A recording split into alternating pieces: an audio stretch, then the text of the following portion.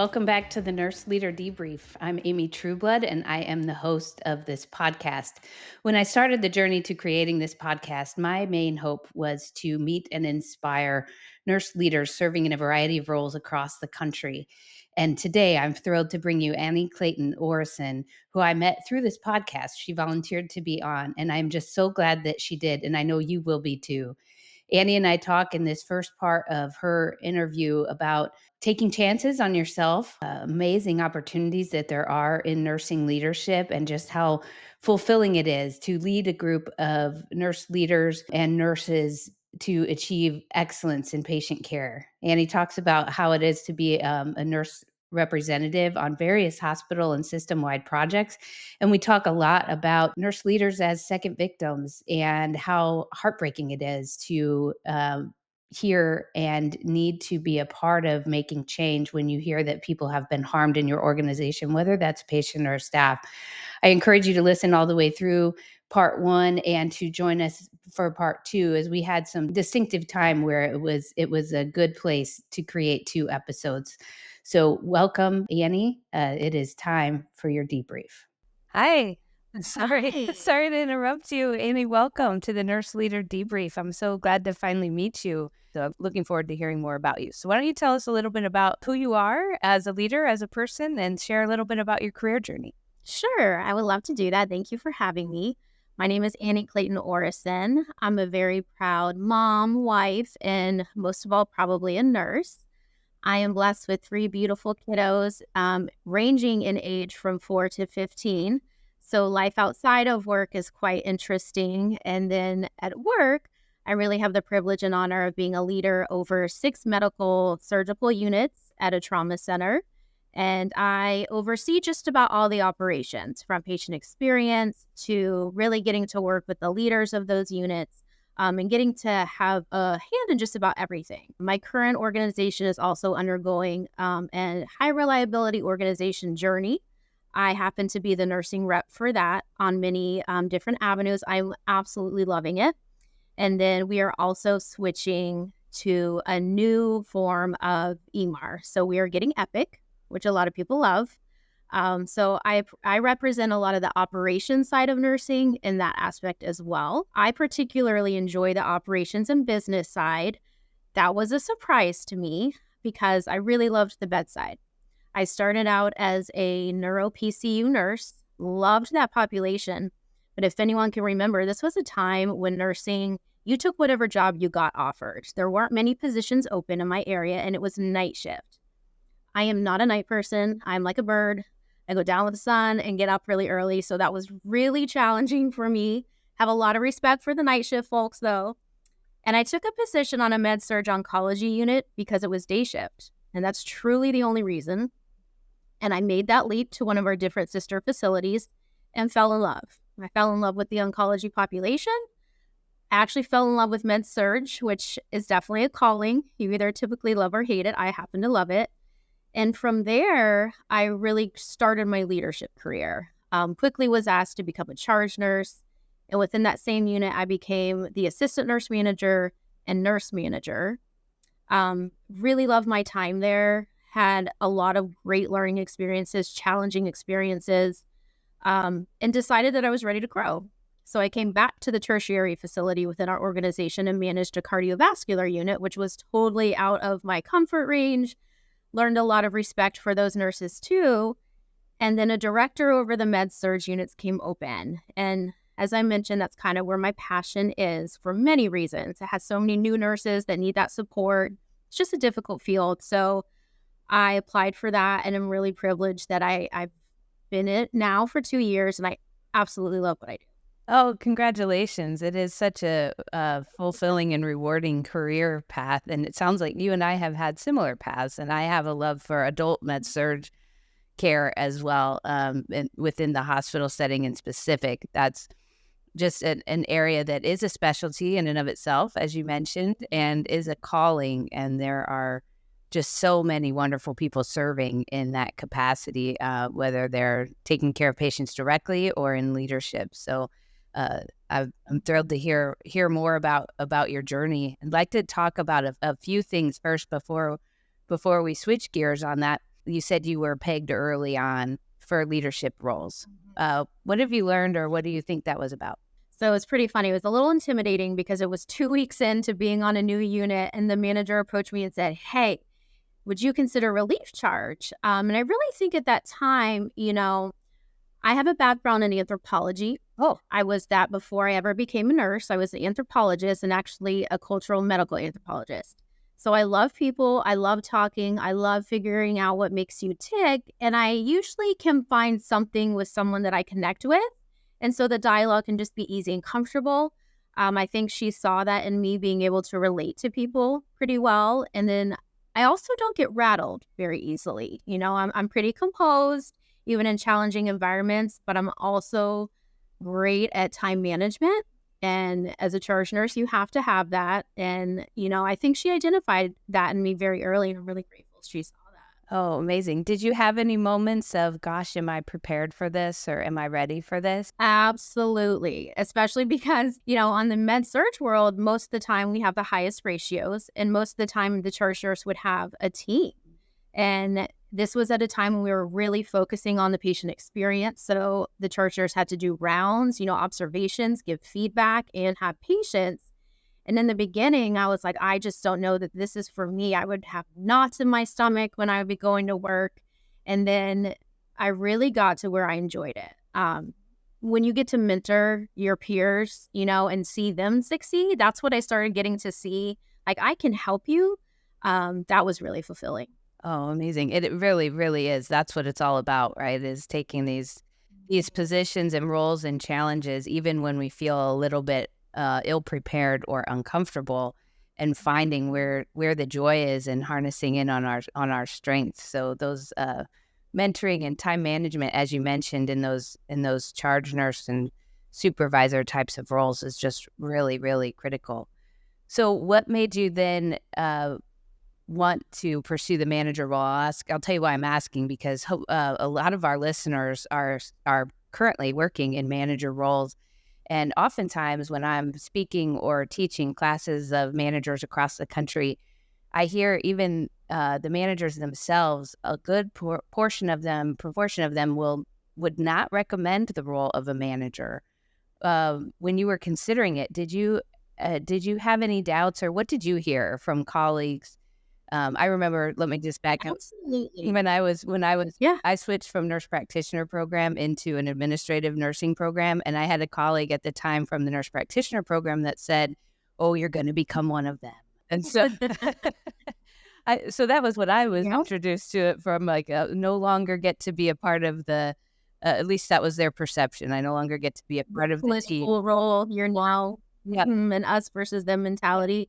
It's funny because I think every role has kind of pursued me. I'm not so sure it was the other way around, for the very reason that there isn't a lot of, positive discussions around the roles because they're challenging.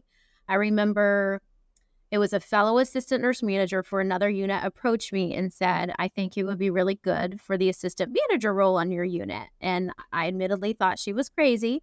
I said, "Oh no, I see how much you're called. I feel comfortable in my charge nurse role now. I feel really good coming to work every day." But there was a need. And I think, as a nurse, when you hear that there's a need, for me anyways, it was, okay, I'll try it in an interim role.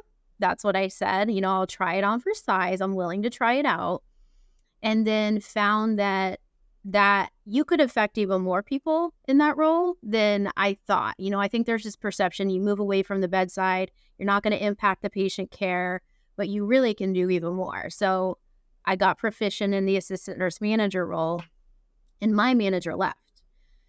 So then it was, "Annie, will you move up?" And it was kind of the same thing again. "Oh, I don't know. I've just got comfortable. I'm not so sure." That's really shouldering everything for the unit. Like, when you're the manager, you own everything. And I said the same thing. I said, "I'll do it for interim. Let me try it out. Let me make sure, honestly, that it fits with my home life." I think that's a deterrent for a lot of people, because especially if you're in the clinical setting, it's a 24-hour role. It's written into our job descriptions where I currently work. You have 24-hour responsibility. That's a big thing to assume, and it shouldn't be taken lightly. I think when I finally accepted the role, I was actually pregnant, which was a concern for me too. But I really saw an opportunity for my team that I had worked with to have a different leadership style as a manager. And if I didn't step in and do it, who would? So I took the leap. It was a big leap at the time, and I'm just so grateful I did it because that team, we just reached so many awesome achievements together. We went over 500 days without a pressure injury after being the unit that had the most. We reduced our fall rate by 75%. It just was an awesome experience. It was intimidating. So how did you find the balance of this 24/7 responsibility with 20 with availability? Like, I think that's something that people struggle with. We ourselves or our teams assume that that means you can always be reached. How did you find balance there? Initially, that was the biggest piece for me that I had a hard time adjusting to. And what I realized was I really needed to grow my charge nurses and my relief charge nurses. I kind of come from the perspective in leadership like I do in parenting. I don't want to do for my child what they can do themselves because it helps them build confidence, right? They feel good about themselves if they can do it. Same thing for my leaders. They're an extension of me. Charge nurse is frontline leader. So really harnessed their talents, their strengths. Yeah, it's an awesome feeling. But having them be my hands and feet allowed me to have time, when I'm with my family or at home, because I had full confidence that they could manage it. Also, just setting boundaries. Sometimes people want to reach out to you for everything, and you don't have to be rude to set boundaries. I would just say, I'm with my family right now. Can I connect with you tomorrow? And that reduced over time. People came to respect. I think they do. I think that's a conversation we don't have enough, or we aren't allowing enough time for people to actually figure out like a realistic boundary. And how do you do that? And how do you follow up? Because there's just no way. The pressures that are on these managers from above and from below and everywhere in between are just daunting. And I even know as an executive leader, I would find myself texting people and I'd say, oh, sorry to be texting, and I need to learn that, no, I need to respect that as well. And I'm not modeling setting very good boundaries, so it sounds like that was probably really helpful for those that you were mentoring and those who have become managers as well. You kind of can see that continue culturally. It's a different culture, and one that I just encourage anybody listening to really reach out to somebody for help if you are unable to figure out how to do that. And sure, you have the support of your organization, but leaning into and pouring into those that are in these assistant manager, charge nurse, supervisor roles, I think is just really, really critical to our success, as well as to succession planning, as you mentioned, right? This is a whole group of people that presumably are interested in leadership, and we can opportunistically and also just faithfully pour into them. So I think that's so cool. I wish we had hours and hours to talk, because it sounds like I know. Well, and I'm over 7 leaders technically. And what I always tell them is, ride the wave. That's what I tell them. There's going to be days where you have to be there longer. Something might happen. But there's going to be days where it's perfect and you have a super strong charge nurse on. And if you can steal that time back, you need to do it, because you're going to be at home and have to get calls. So just supporting them to have that work-life balance and really investing in their human side, not the work side, I think just helps. Oh, absolutely. The human connection. But sometimes I think managers find it hard to step out and maybe be different, challenge that status quo from within their roles, and really help to guide their colleagues, right, into recognizing that it's okay. I think there's some feeling of, oh man, this person stays until 8 p.m. I need to stay until 8 p.m. Or, the staff in this unit love that this manager does everything for them, right, as you were talking about, and I'm not that. And so how is that even possible? Is there even room for that? And I think we're here to tell the listeners there is, and there's so much joy in it when you get to, you're not only pouring into people, but some of that task list goes away as you are using some of those opportunities to build up the team around you. So that's fascinating. So congratulations. Sounds like Exactly. you've done, Thanks. I love what you said. you've done a lot of, Yeah, we need to be more supportive of that. I really feel like there's no, I kind of look at leaders, if you have to be here 24/7, something's wrong. You haven't built your team up to be the most efficient they can be. And I know we're nurses and our tendency is to want to be the caregiver and do everything around the clock, but that's robbing people yeah. of their own. I used to always say that I would know that um, I was doing a great job when I no longer had one in the manager role, meaning that everything had been perfectly supported. Of course, we never reached perfection, but supported in a way that was allowing people to be self-sufficient and to grow where they were, to take care of things, to know resources, right? This is one thing that I always think we forget about. Typically, there's a 24/7 leader, a house supervisor that is there on site, and if our assistant leaders who are there or our charge nurses are plugged in, building relationship with that group of people is huge to our successes, and allowing them to make decisions. And if they're decisions we don't agree with, as long as no major harm's done, right, we talk about them. Well, even if we talk about them and we say, next time I would prefer it this way, or this is a time I would have preferred a call, those types of conversations that I think were just challenging to have. So what do you see in your managers now that you're in a director role and you are leading managers, which is a whole different world, right? And to your earlier point, allows even more impact and influence over even more people, which is tremendous, not from a power perspective, but from a perspective of ensuring that your style, culture, and achievement of excellence is going to even larger scale. What do you find that our managers these days struggle with the most? I think coming out of COVID, one of the hardest things for them to get comfortable with again was accountability, because there was a fear of, if I, hold someone to standards of expectations or to our policies and procedures, they might leave, because that was a reality. So, when I first came into this role, there was a lot of opportunity around quality and safety metrics. And that's my biggest thing. We're here to keep our patients safe. We're here to do a good job. So kind of delving into it, I'm a huge proponent of extreme accountability, but also supportive accountability. The teams really hadn't been held to a standard, and getting them comfortable having those conversations that for so long it was survival. Those conversations weren't happening. And I had to explain that accountability isn't punitive. Accountability is actually really rewarding your high performers because they want to be recognized for their awesome work, and helping those who just need a little more help. They may have an educational deficiency, may have a training deficiency. It's not to be punitive. And that kind of goes hand in hand with trust too. I think a lot of leaders coming out of the pandemic lost a lot of trust in leadership just because of the nature of the constant daily changes, the recommendations. It was a tough time to be a leader and put on that face. So had to spend a lot of time building those personal relationships. And quite honestly, for a long time, we would often not talk about work at all. It would be about what's going on at home and how can I help you? Because ultimately, if you aren't doing well there, you can't do well at work.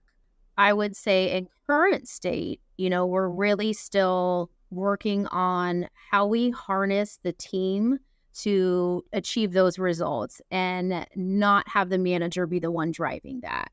That's kind of a hard flip to make, where you're doing all the work, but now you got to get the people to buy in and do the work. And that, getting people to follow and lead you is a totally different, beast in and of itself. But I can tell you now, 2 years in, I just am so proud. One unit went from a 4.12 fall rate to 1.12, and they are the least amount of falls. And that came from someone on my team who probably trusted the least, was the most afraid of accountability, but she now has her team so highly invested in her goals for our patients. It's the right perspective that she's Yeah. enjoying work again. That's one of the It's been reasons that I was interested in hosting this platform is that it's been a long time since I have been in a manager role. It's Mhm. been 14 years, I guess, since I've been in a manager role. And some things are the same, right? We have always struggled with managers getting appropriate training, for example, or competency development to take on those roles. Yes, That's been the case correct. for a long time. There have always been challenges with staffing, and all of it was just amplified, right? We've struggled to get good, solid professional governance cultures, not just team structures, but cultures to where this accountability and this professional ownership is there, right? We've struggled with all of that for many years. What, from my perspective, is different is that now we have all been through a traumatizing experience together, all with different Very vantage points, yep, and that's true of our patients, it's true of our staff, and so things have changed in terms of even just that relational dynamic between patients and nurses, between nurses and their leaders, between first line leaders and the executive leaders. I mean, everything has changed, and so it's not, some of these things that we used to do in the past are no longer really relevant, or they don't work, right? So that's just a complicating factor. When people say, "Oh, this all started with COVID," like the shortage, that's not what started with COVID. Um, However, it is how we address it needs to be different because of mhm, the kind of space of trauma people sit in, and it was the first time in my career anyway that there's this shared experience happening for everybody in the world, and each of us had to kind of try to learn as we go, to your point. And I think we lost a little bit of what does that support to the staff and specifically the managers look like, as they're the ones that are getting called in to actually work shifts and then needing to still do all their leadership responsibilities and everything. It's just a whole different world. So I correct. appreciate hearing from And folks I think currently in these, yeah. you know. And I mean, it's been a journey, but that's where I think, I'm a huge proponent of giving grace, having grace for others. I think that's part of what I built in the team with trust is I'm not expecting perfection, expecting effort, and anything else we can talk about and we can learn from, kind of like you mentioned. And we'll go from there. But everybody who's been through this deserves some grace.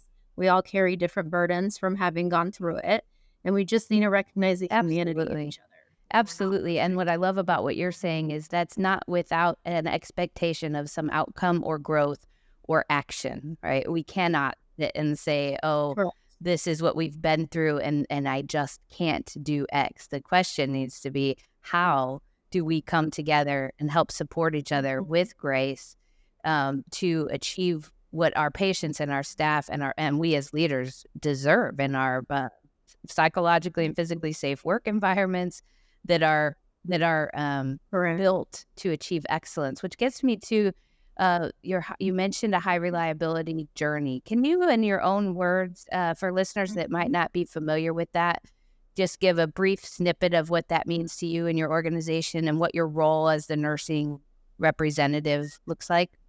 Sure. So I'm incredibly excited for this. High reliability journey is just truly saying that safety is our number one goal. Zero harm truly is our number one goal. And everyone in this organization owns all of it. So, whether you are someone who works in nutritional services or a bedside nurse or an executive, we all have onus to make sure that this is what we're targeting every single day. And this is our focus. For me specifically, I have always been involved in quality and safety, whether it's falls or pressure injuries. And so I got the privilege of being chosen to rep nursing from that perspective because quality and risk actually drives a lot of this. But I'll tell you, when you sit in a room for 3 hours and hear every single fall that has caused harm, every single pressure injury that's caused harm, and what that's done, it was really gut wrenching. But at the same time, the fact that we're on this journey to fix those issues is really exciting. And there's a pathway moving forward that we really haven't had before. And I think that we lost sight of that a little bit for a long time, but I'm so excited to be part of this journey because we can do it. I know we can do it. We've done it before. So I'm really honored to be That is really exciting. I have seen tremendous outcome and from organizations who have pursued that with such diligence, and so I'm excited to hear that you get to play a role and ensure that the nursing leadership voice is at those tables as we move forward. 'Cause part of it is if anybody wants to find some really good practices for yourself, high reliability is about safety, yes, through consistency, right? And through constant asking of why and challenging what is happening. And one of the principles that is my favorite, and I might get it wrong, and I'll make sure I should probably cite it, but from the original book that when we talk about 5 principles of high reliability, I think there's still only 5, is this Yep. uh, fail or unwillingness to accept like a simple answer. I'm not saying that correctly, but in other words, a need to look deeper, right? And yeah, Correct. oftentimes people would, oh, the patient fell well, we're short staffed, right? Or our patient experience was down this month. It's because we had a lot of travelers, and then we just don't look further, right? And we go, oh, okay, yep. Exactly. And that's where we were. That's honestly where we were. They work through the, why, because, and did you deviate, from best practices? And there were some times where, I had to say this was a failure, on leadership, that we knew about this and we didn't do anything. And that's a hard pill to swallow. But at the same time, it's awesome that we're recognizing that and getting to dive in and say, hey, this is something we have to change, for our associates and our patients. One example of that is a patient who got a fracture. We floated an ICU nurse to a med-surg floor. And you might think CNA to CNA, it really doesn't make a big deal. Well, when you think they've never had 18 patients at one time before, they're not used to ambulating patients. And I sat in that room and heard that staffing plan and I didn't speak up. I didn't think of it. So when we reviewed that, I'm like, that's on me. I didn't think that deeply into the situation. And ultimately, not ensuring that she had the training she needed. Sure. I think that's a really important thing you hit on too that doesn't get much attention. It's actually the focus of my doctoral work is the emotional and psychological kind of distress on leaders that comes from events of any type, whether we're talking about violence or an adverse event, anything such as that leaders carry a burden around. For whether you want to call it guilt. I'm investigating this, so I don't know how to say it. It's never been studied before. But something that fascinates me is we get very concerned, and it's critically important that our staff, if in the case of an adverse event, for example, or an error, our staff feel and are treated with respect in a non-punitive manner from a just culture perspective, and things are looked at to see what the follow-up needs to be. There just hasn't been a look at managers, and you've already described a couple of times. It's heart-wrenching to hear these things. You do feel responsible. This is this level of ownership, and that's what I'm hopeful that we can even accomplish too through organizations and getting this discussion surfaced. Is our leaders need cared for as well in order to provide that non-punitive, fair, just response. And I'll tell you, I've been really fortunate to have some amazing leadership, especially on this director level.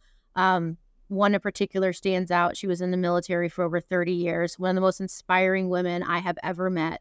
And whenever we have an adverse event, honestly, her first question is, how is the associate? We talk about the second victim. And that was something that was honestly pretty new to me. The old culture that we have moved away from, it did feel punitive, and you carried that burden of the harm. But you're right, even me as a leader, the violence from patients has really increased. We know those statistics have.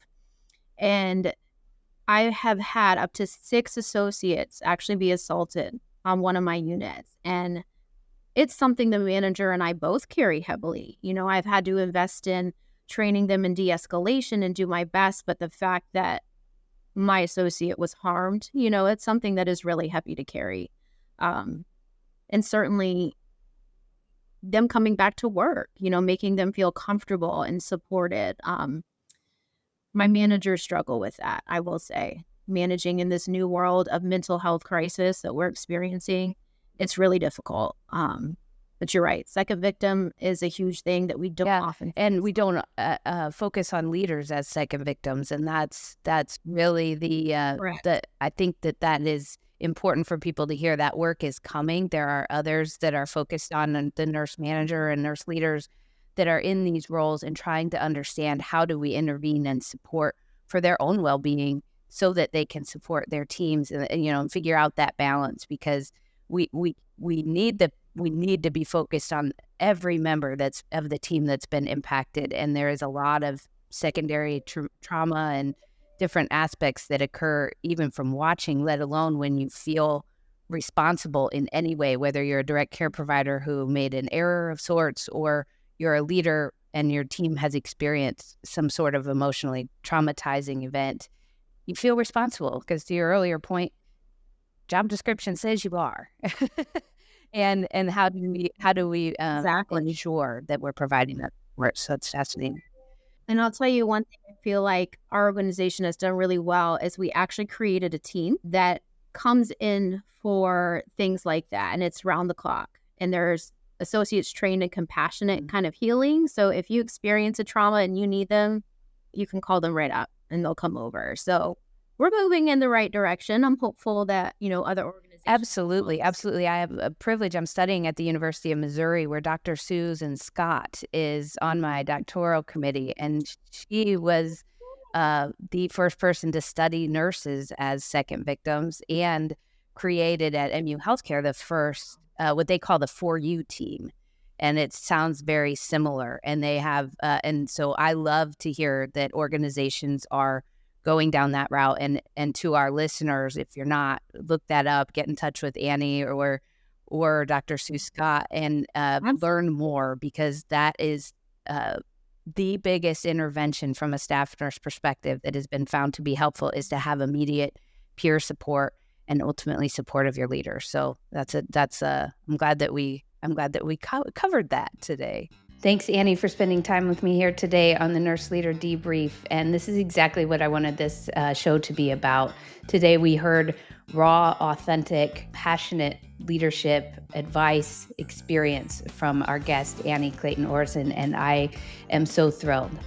Please join us for part 2 of this episode, where we change gears just a little bit and talk about Annie's love for financial operations, as well as her goals in professional practice, including her success as recently being certified and her encouragement for others to do so. That's in part 2. You'll find it anywhere you find your podcasts, and you know that we are here anytime you need a debrief. Have a great day.